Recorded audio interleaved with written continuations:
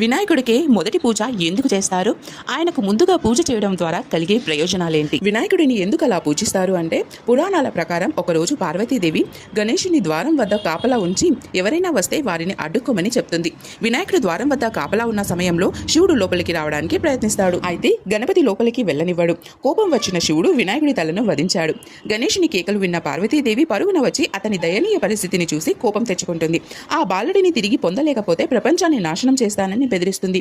పార్వతీదేవి ఆగ్రహాన్ని చూసి శివుడు ఏనుగు తలను మార్చి గణపతిని బ్రతికిస్తాడు. అంతేకాదు, గణేశుడిని పూజించకుండా ఎలాంటి పూజలు చేయకూడదని వరం ప్రసాదిస్తాడు. శివుడు గణపతికి అపారమైన శక్తిని కూడా అనుగ్రహించాడు. ఏనుగు తల, పెద్ద చెవి, పెద్ద పొట్ట ఉన్న ఏకైక దేవుడు గణేశుడు. ఏనుగు తల జ్ఞానానికి సూచన. పెద్ద చెవిలో ఏది చెప్పినా ఆయన వింటాడని నమ్ముతారు. విఘ్నాలను తొలగించి కష్టాల నుంచి కాపాడే గణపతిని ప్రార్థించడం వల్ల జీవితంలోని దురదృష్టాలు తొలగిపోతాయని భక్తులు విశ్వసిస్తూ ఈ పూజ తలపెట్టినా ముందు